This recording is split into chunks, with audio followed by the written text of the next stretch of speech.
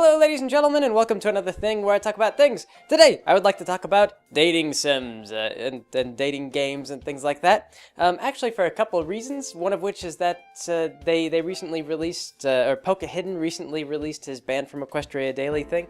I believe in a full version. It's bugged. There's like supposed to be some features you can get that you cannot get. But whatever the case, it's open. And I think I tried playing it once, but it wasn't completed, and I couldn't figure out what to do, and I sort of gave up on it because I was like, oh, I don't know what I can and cannot do. But you can actually beat the whole game now. In my opinion, it's a little bit gross, and I say this not as someone who's really like disgusted by sex or all that. I don't get like morally high-minded about that sort of thing. I think that just the art style's kind of cute, and I like the animation for the game. But when you get down to like watching the sex scenes, like they're just not sexy. They're kind of gross. And anyway, though, that said, it's not just because Banned from Equestria Daily was released. It's also because I was watching this show with Kenza, and it was about manga artists, well, shoujo artists, I guess is what's called. I think shoujo. What it was is they're like dating comics, and it was about this young guy who makes these dating comics, and what was amusing is this girl kind of falls in love with him a little bit, or she sort of likes him at first, and so she approaches him, and she means to tell him like, I like you, let's go on a date, but instead she goes, I'm your biggest fan, is what she tells him. She goes, I'm a big fan of you, or like, I'm a fan of you. It's probably it was a more reasonable misunderstanding in Japanese. I'm sure that it translates a little bit differently than the terms of it, but the guy gets confused and he goes, oh, you must like my romance mangas, because he figures that she guessed somehow that he was the artist. He writes under a pen name, but he thinks that she figured it out. So he gives her an autograph, and then he invites her back to his house, and she gets all like nervous, and she's like, oh no, like I'm going back to this guy's house. I just agreed. I wasn't even thinking. And so he sits her down at the table and he pours her some tea, and then he gets out some art brushes and he's like, all right, now what I want you to do is help me paint the beta for my comic, because I've noticed that you're a really good painter in class and I think you'd be great at this. And so then she sits down and she spends like the whole night like working on this comic with this guy. And the whole anime, it's just sort of cute because it's about it's kind of like there's a lot of just juxtaposition with the way that romance novels work versus the way that normal human relationships kind of form. And so there's not really this like blooming dramatic relationship between the girl and the artist, but she sort of meets his friends, and they all kind of mesh. Like there's just a bit of friendliness, and they develop this working relationship and kind of a fair amount of trust between each other. But the guy still sort of remains a bit oblivious. He does some nice things for her, and so there's some times when she thinks that things are going in a positive direction, and times when they aren't really going in that positive of a direction. And the guy's like main thing is that he just wants to draw comics, and so that's like his life's ambition. But there's one episode where one of his friends comes over with like a dating sim for inspiration. They're like trying to come up with ideas for their comics. And so they're playing this dating sim. And in the dating sim, there's like a male character that you go to, and he's got like information on like the girls, like you go talk to him and he tells you like, oh yeah, like the girls trust me, so I'll talk to them about you and they'll tell me what they think and I'll tell you what they say. And so he's like your best friend, So you go to this guy and there's like all these scenes where he's like helping you out and things like that. And first the main character of the anime, he's like, I don't know, I don't trust this guy. When people are nice like this for no reason, it usually means they expect something. And then at the end of it, the joke is that they decide that the most endearing and lovable character throughout the entire dating sim was this guy who kept helping you out, because he's always there for us. He expects nothing in return. He gave his entire school year just to us, to make us feel good. And so they write like a yaoi, like they do a yaoi comic about this guy and the main character of the dating sim falling in love with the guy, because it's not actually an option, but they're just like he loves us fully and truly, like the girls you have to work for, but the guy was there the whole time beneath your nose. So dating sims, there's a lot of them out there, and a lot of them are very like tongue-in-cheek, very comedic. I've played a couple of the serious ones, but I can never sit through those for very long, because like the serious ones, I remember one of the very first serious dating sims I ever tried playing was this thing called Ganguro Girl, and it was just like this insanely dull, Like you would go and you would like, here's the girl, and you'd talk to the girl, and she would like tell you her bust size, and then later on you'd like take her on a date, and she would you know, ask you, she would quiz you on her bust size, and if you remembered her bust size, then she would be happy. And so it was just kind of this weird, like, it wasn't even like really like a game in a way. It was sort of like a memorization puzzle where you just have to memorize like stupid facts and figures that really like, they weren't like very romantic or very interesting. And then if you remembered enough facts and figures about this girl, like if like she could have asked you, like, you know, like, I really care about when they built the Eiffel Tower. And then she would just ask you, like, she would ask you during the date, like, when did they build the Eiffel Tower? And you'd have to tell her the date. If you didn't remember, she would be mad, and the date would go poorly. And so that was how that game worked. And that one was just kind of dull. I believe that's like the bottom of the barrel as far as what dating sims normally do. A lot of them tend to play out like Elodie, Long Live the Queen, where there's a bunch of different branching pathways, and the thing will be kind of a non-sexual in a way. I think a lot of them are just non-sexual, but they're like, you know, your big payoff is like, oh, you hooked up with the girl, you know. So you have all these different branching pathways, and you try to pursue like one particular romantic interest, and then at the end, you know, you're like, oh, you hooked up, you're dating now. Ta-da. That's it. That's the end of the game. But there's some of the ones that are more comedic in nature, and those are the ones that I've always loved the most. One that I think was really funny, I haven't played this one, but I've seen a Let's Play of it, was the Hateful Boyfriend. Hateful Boyfriend is about when you, it's a pun, it's a Japanese pun, and what it is you date pigeons. Is you go to this school, and it's an all-pigeon school, so like you're a human, and you date these pigeons. And it's actually kind of comical because there's a bunch of different, I think there's not just pigeons, there's a couple other birds, there's like a partridge or something like that.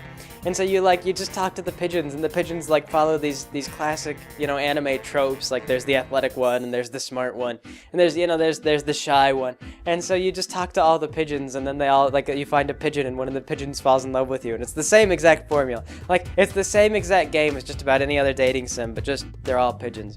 And what's funny is that, like, as you watch people play, like, they play it with just about the same amount of excitement as you would play any other dating sim. It's really, like, I was kind of joking. I was talking to Kenza about Banned from Equestria Daily. And the entire game, Banned from Equestria Daily, it's a sex game. I mean, like, the objective of the game is to have sex with as many ponies as possible.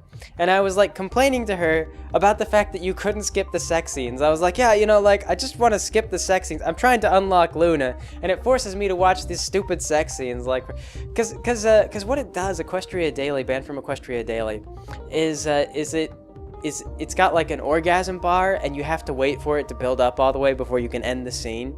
And so, like, what I would do is I would, like, it wouldn't, if you minimized the screen, then it would like freeze, and you would come back and you would have to watch the thing anyway.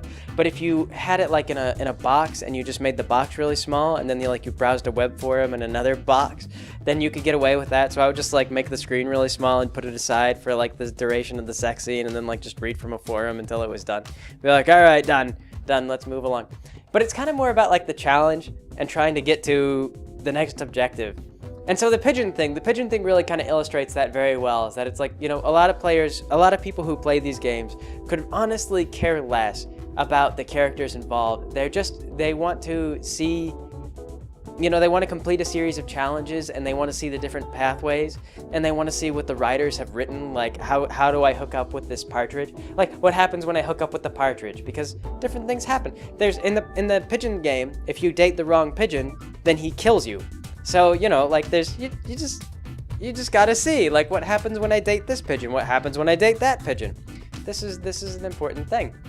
Some people, I think, miss the point, and they focus more on the end thing, you know, like, it's more like you just get the stats and then you win the dating game. Like, if you stat up enough, they have some of them are stat based, but those are very boring. I saw that once with the Team Fortress 2 dating sim, and this was really interesting. This just not very fun to play, but just kind of interesting in the fact that someone had taken all the Team Fortress characters and they just had you date them. Kind of. But it was set in a high school, of course, because every single one of these dating sims has to be set in a high school. And what you did, what I thought was the weirdest thing about it, was that they took the spy model and they took his mask off. And like, you never see the spy without his mask. I don't know where they got an image of the spy without his mask, but they took his mask off. And so he's the creepy French kid, and I don't know. That was one that was it was based more on your stats than anything else. So you just had to raise your stats enough to impress, like, I don't know, whichever Team Fortress character you wanted to date, and then you dated them. You won. Conclusion. But that's not very fun. There's no puzzles. There's no branching pathways. There's not very many choices. That's hardly a game at all. But the reason I wanted to talk about these more than anything, though, is because after I played Banned from Equestria Daily, I started to think about what that game is really missing and what I would like to see out of it. My favorite parts of Banned from Equestria Daily, there's two things that I liked. There's a battle with Luna, which is like a mini game, and there's a race with Dash, with Rainbow Dash, and that's a mini game. I kind of like the mini games. I wanted more mini games, and so I was joking. I was like, like what really upsets me? You have your race with Dash, and if you lose, then she makes you do chores for a day. Okay, fair enough. But then you can go race her again, and that's fine. But if you win the race, then she doesn't come back. Like, you can't race her anymore. Like, the way that it works is she goes, all right, let's race. And if you win, then when one of us will be a slave. Whoever wins, the other person is their slave. So you say, okay, yeah, sounds good. And if you win, you get two options. You get to tell Dash to have sex with you, or you tell her to sleep with you. And that's it. That's all you can do.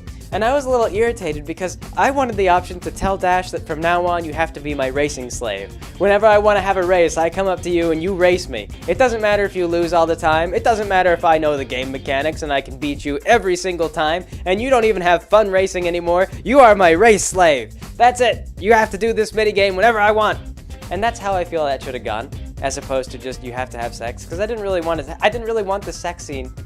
Like, they could have shown me a picture of a rubber duck. Like, just to verify that, like, all right, you did this, that was an objective, you completed it, you collect a rubber duck.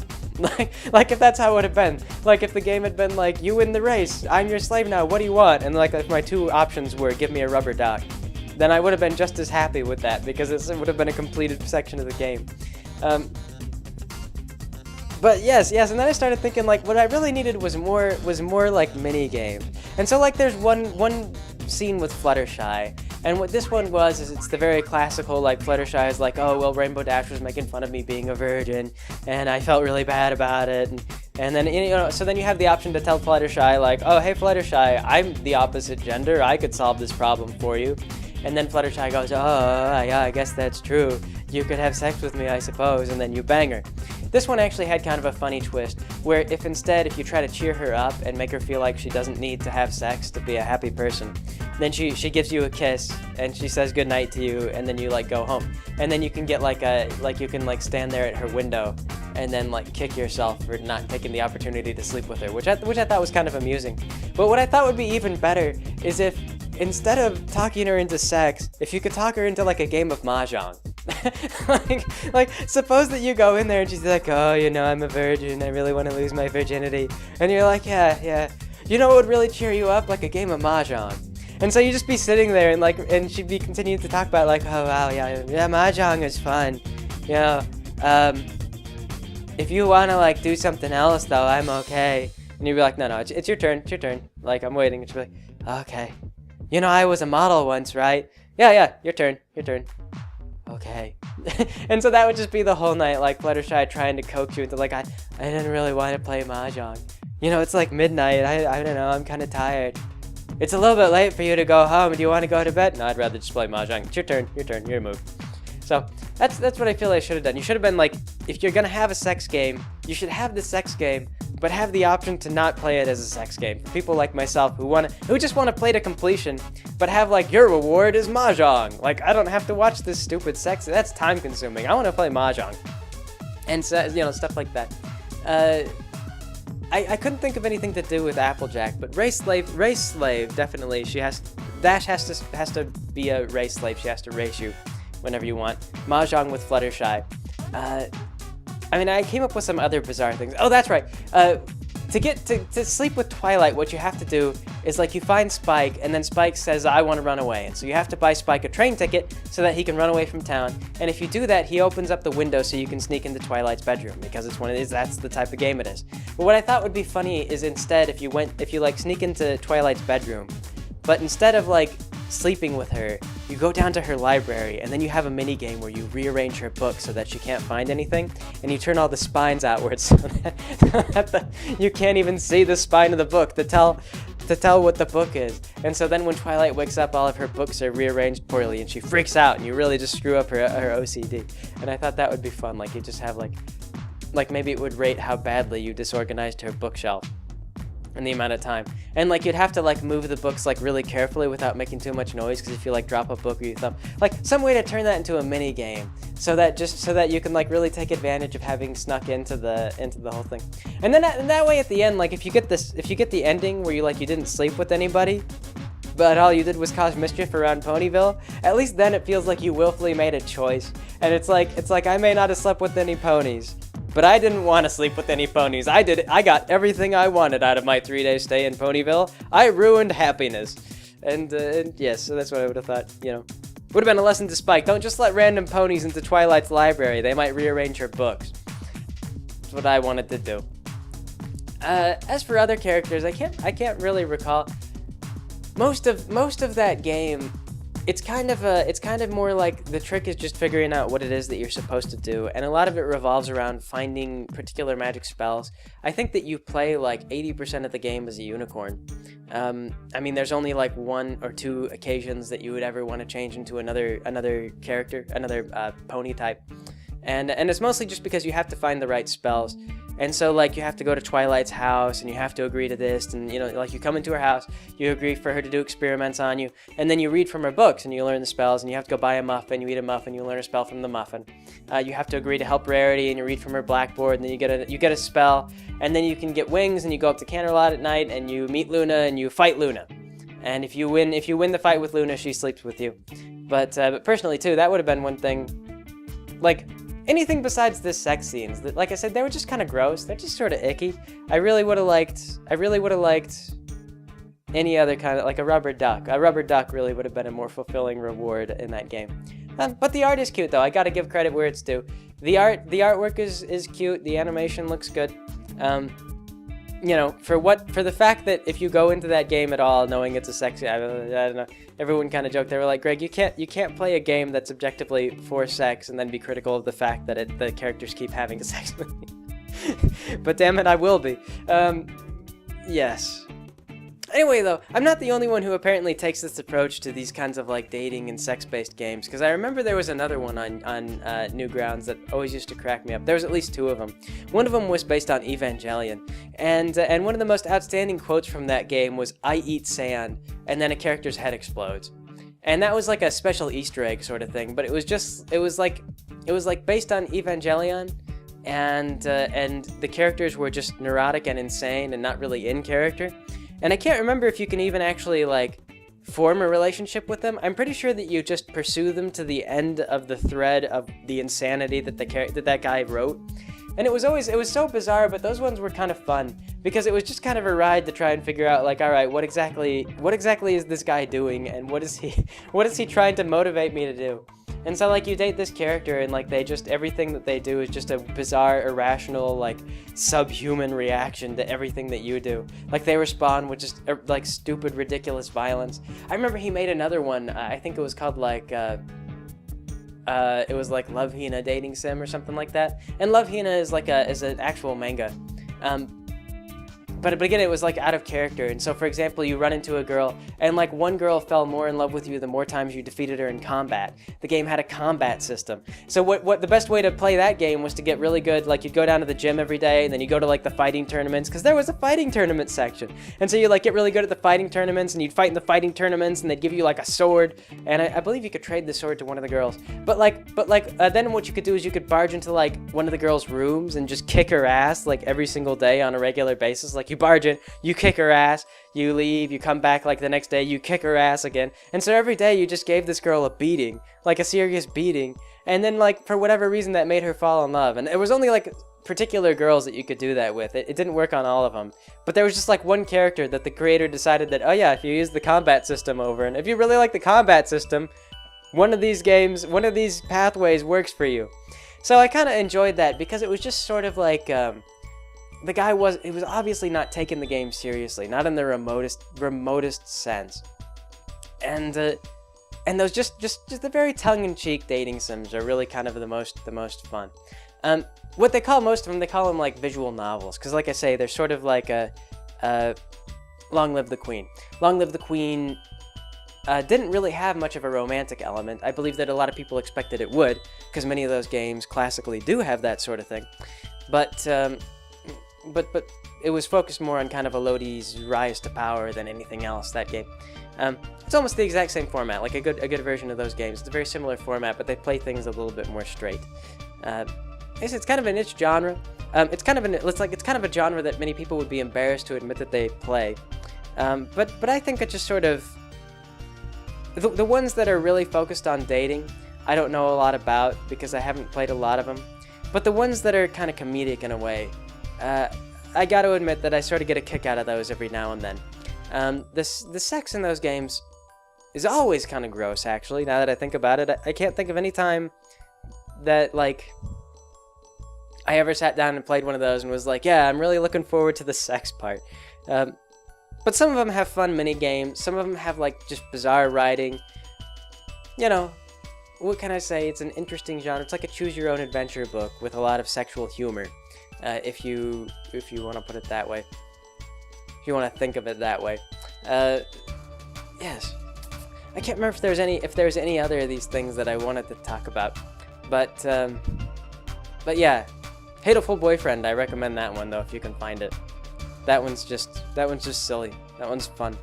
I've read there's also another one. I think that there's when I was talking about playing Mahjong with Fluttershy, someone was telling me that there's a game where you stop sexual predators with games of Mahjong.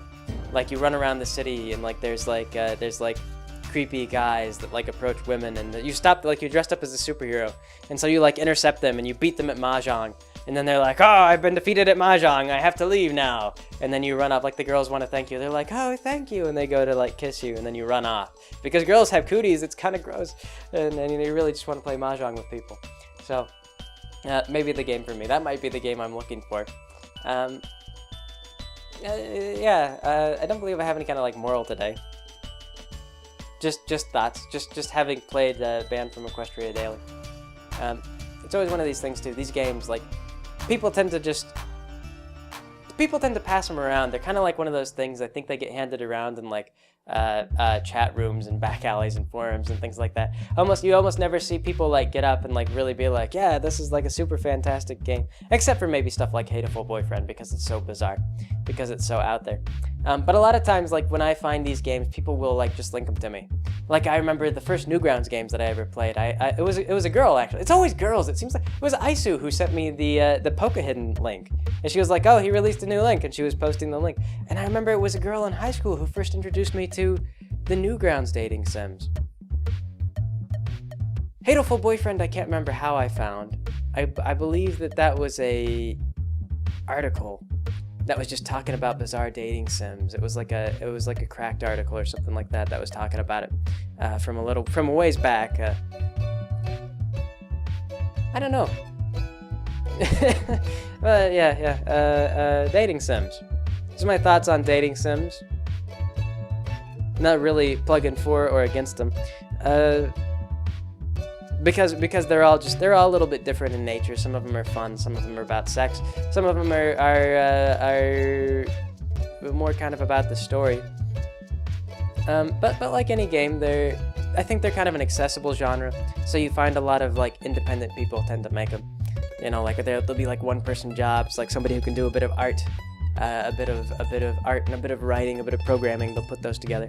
And like I've said before, I believe that RPG Maker people use RPG Maker to make dating sims sometimes because you can use that software for that sort of thing. It's mainly just it's like if you can sit down and you can make a flowchart, you can pretty much make a dating sim, because it's really just a series of if-then choices. You know, it's like if player has stats equal to whatever, and then this, and they choose this, then this happens, and so you get your results. So the main thing I think that goes into making those games is a lot of planning. I mean, that's the way that Long Live the Queen went. I remember trying to actually look up a walkthrough for Long Live the Queen and couldn't make sense of it because there's so many branching pathways. It really is. You just have to play those games. You kind of just have to play them for yourself, unless you look up the walkthrough and you specifically say, like, what's the pathway to date the girl, and that's sort of the end. Long Live the Queen is a good one because there's a lot of different ways, I think, to get to what you want. I mean, like, I got the impression that there was a great depth to the game that I never really touched on. I'm not a huge fan of the visual novel style game, but for people that are, that's I think that Long Live the Queen is a really good one. As for Banned for Equestria Daily, I can tell you exactly if you played the game. Some people are really confused by it, but I'll tell you exactly how to get through all the hard parts. Go to Twilight's house, read all the books, buy a muffin, eat the muffin, agree to do work for Rarity, read her blackboard, sleep with the character every day and night until the third night, become a Pegasus, fly to Canterlot, take a right. Luna's on the pad. There's like a glowing pad. Get on the pad. Luna meets you up in the sky. Then Luna challenges you to a battle. What it is that she summons up all these little orbs. And what you're supposed to do is really all you have to do is you just spam your shield until the shield goes up. Like you'll see the shield go up and it'll flash. So you spam your shield, you click on Luna, and she'll throw the orbs at you. Every time you click her, she throws these energy weapons at you. So you have to spam the shield, then click on her, and spam the shield, then click on her, and spam the shield, then click on her. And then once her shield goes down, she will no longer automatically throw orbs at her. So after that, you just spam click her to death when she has no shield. And there you go, you've beaten the game. You've had to sit through like a bunch of kind of gross sex scenes to get there, but you'll have beaten the game. And oh, that's right. To smash the rock in front of Applejack's house, you have to be a unicorn, and you get the power attack from Twilight's room. That's it. Those are the hard parts. It took a little while of navigating to figure it out, but basically that's it. There's apparently a lot of walkthroughs on this, although when I tried to look up walkthroughs, I couldn't find it. I think YouTube doesn't show you search results for not safe for work stuff like that. Yeah, you would have to do a walkthrough and then not show all the gross sex scenes. There was a bit of comedy in there, though. I'm trying to think of anything too outstanding. I mean, it wasn't like very funny. It's mostly just sex. But that's it. So yes. Anyway. That's it for today. Thanks for joining me, everybody. I'll catch you all next time.